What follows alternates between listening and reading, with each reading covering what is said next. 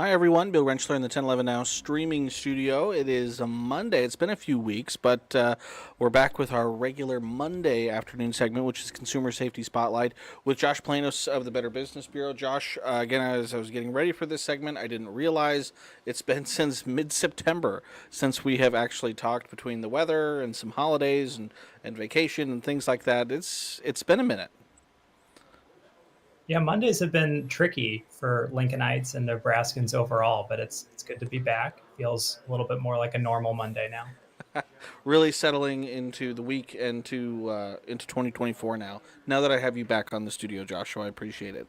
So as always, again, interesting topic today. Maybe not the sexiest topic, but we're talking cybersecurity today, and more specifically, cybersecurity for small businesses, which is very important.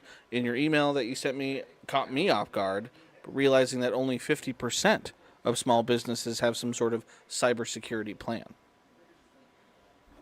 Yeah, this is a problem that's only going to get worse as cybercrime becomes more and more important. We saw a huge uptick on BBB.org of folks who were looking for cyber insurance in 2023 relative to 2022, and for good reason.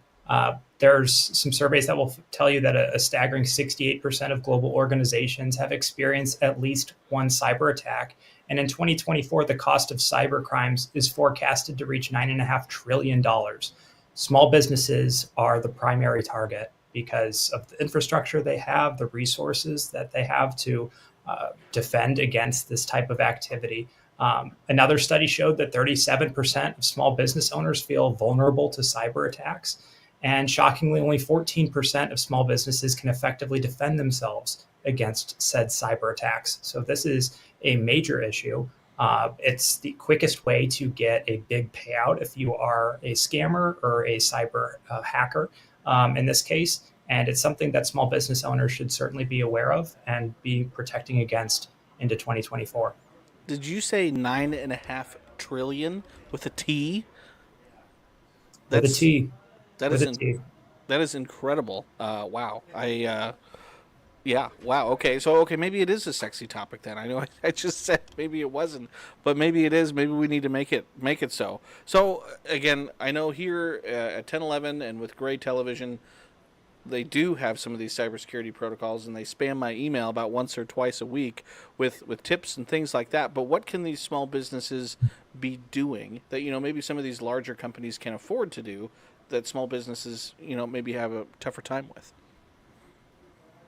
Well, I'm glad that Gray Television is taking that approach because our first tip is to train all of your employees on cybersecurity best practices. For the longest time, this was a resource or a role that was really allocated for an outsourced IT vendor. There was essentially one person on staff who was responsible for critical security measures, and in 2024, that's insufficient. That training really should be rolled out to all employees, providing clear policies outlining risks, defenses, preventative steps.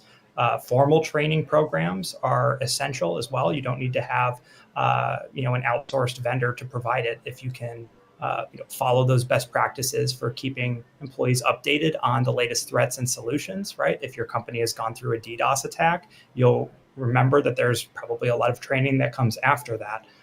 Just like scams and fraud, you want to make sure that you're also providing that education on the front end to prevent it from happening in the first place. So there are a lot of free resources available on bbb.org and elsewhere to get up to speed on what some of those best practices look like. One of them is to implement role-based access control. So while everybody within an organization typically has access to, say the company email, not everybody should probably have access to some of the more sensitive matters that the organization oversees. So controlling access to that data will ensure employees can only find what is truly necessary for their role, and it reduces the risk of data theft by limiting access to that sensitive information.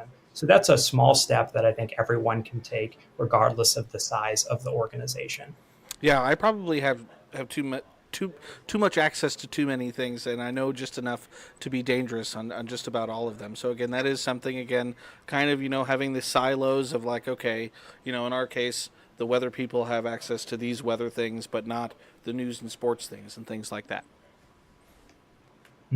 Without a doubt. And another tip that we have is, when these data compromises happen, typically organizations can be felled for what seems like weeks on end. For a lot of small businesses, that can be crippling for your bottom line. One thing that you can do to get back up to speed rather quickly is to initiate an automated remote backup and data recovery system. Again, this sounds very complicated. It is considerably less so. And it's a way to protect your data from cybersecurity, hackers and scammers and people who are executing phishing attempts. This will protect the data. It will enable that quick recovery in case of a breach, so you're not down for weeks on end. It'll also allow for that business continuity by having, of course, a reliable data recovery solution in place. The customers are typically left out in the wind when data compromises happen, because typically all the resources go to preventing this from happening moving forward. However, by having a plan in place where you can immediately initiate that backup, you get back up online, rather quickly, and you can begin communicating with your customers such that they don't feel like you just went out of business. And I know another thing, and I specifically know about this because it's good not just in this instance, but across basically all your digital platforms, and that's having multi-factor authentication. I know sometimes it can be a huge pain because you put in your password and then you have to put in something else, and then they're going to text you a code, or you got to log in with an app or whatever it might be. But again, it really does go a long way. I have had, times where I've gotten emails that says, "Hey, you've tried to log in. Here's the code you need." And I'm like, I didn't actually try and log in. So that second step has saved my bacon before. It has, and it will continue to do so. This is truly best practices nowadays. This is standard. MFA requires users to provide additional information to prove their identity when they access company data and systems beyond just their username and password. Like you mentioned, Bill, we recognize this as the annoying texts you receive when you're given a code to input on your email before you can access it. This is really effective. Um, no one is thrilled at the prospect of taking additional steps to access your information. The reality is it's now necessary to have these systems in place. In a perfect world, we wouldn't need them. Sadly, this is increasingly of concern because of how prevalent cyber attacks are. It is also less of a time issue when you enable certain MFA opportunities that maybe are less enabled than others. For instance, thumbprints, right? If you have a new MacBook, typically there is a thumbprint option to verify your identity that takes considerably less time than a text message that must be relayed to email. So, but regardless of the technology you have in place, consider adding MFA to keep your information safe. It does work time and time again. And again, you're talking an extra couple, maybe seconds getting logged in. That's going to save you probably hours and hours of trouble on the back end if something does happen. Without a doubt, and an identity theft will take considerably more time to rectify than the however long it takes for you to relay that text message to your email. Our last tip is to secure your Wi-Fi networks. I think about this every time I travel. If you're in an airport, that Wi-Fi, should have some technology behind it. It should have some IT behind it to protect those networks.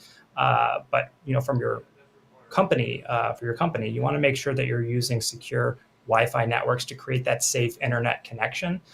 Many organizations use VPNs to encrypt that internet traffic, but you can also take that additional step of including a firewall to block cyber criminals and safeguard your business to ensure employees connect to a network that is as secure as possible. Again, there are a lot of IT vendors that are out there who are willing to provide consultation if all of this industry terminology sounds like jargon that I'll never understand.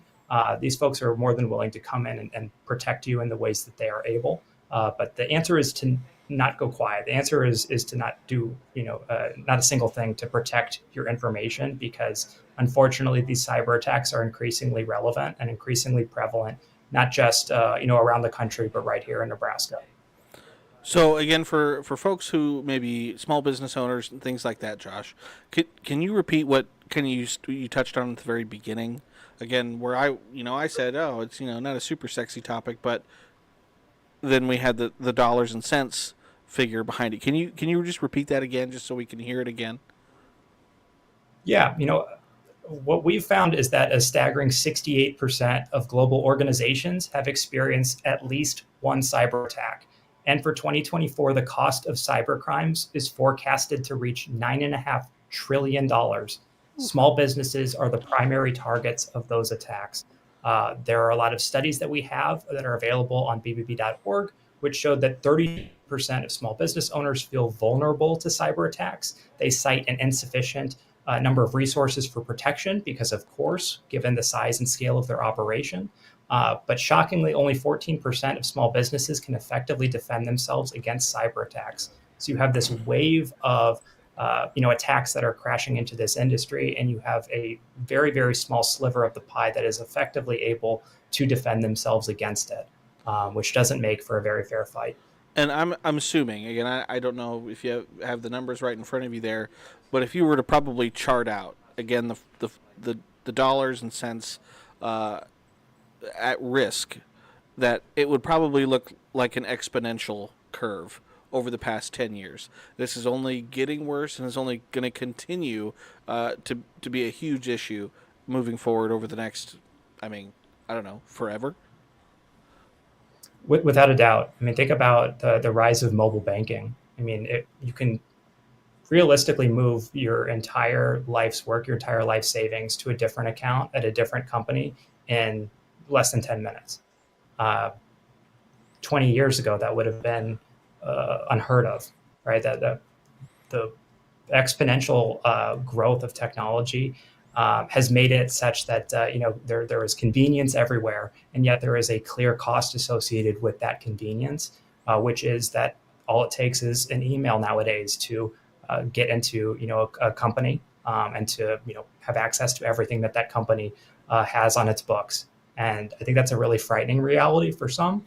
But the hope is right that folks are taking preventative measures, protective measures now, so they don't have to play cleanup duty after the fact. And I got two more questions for you, Josh. One, when we say cybersecurity, it can be this just like giant, vague, behemoth thing. But, especially for small businesses, what do these cyber security attacks look like? What are they doing? What are they holding ransom? What exactly? What are maybe some examples of things that you've seen specifically for small businesses? Well, we see a lot in the phishing realm. So somebody sends an email to somebody at a company. Pretty typically, it's within the finance department, just because it provides an easier route to access the money that scammers and hackers are really looking for. They're looking for a payout. They're not looking to run your company for you. So we see a lot of phishing exercises that involve, maybe it's protective measures, so things that are proprietary to your organization, trade secrets, things of that nature that are then used, to at ransom to essentially, bankrupt in some cases some of these businesses.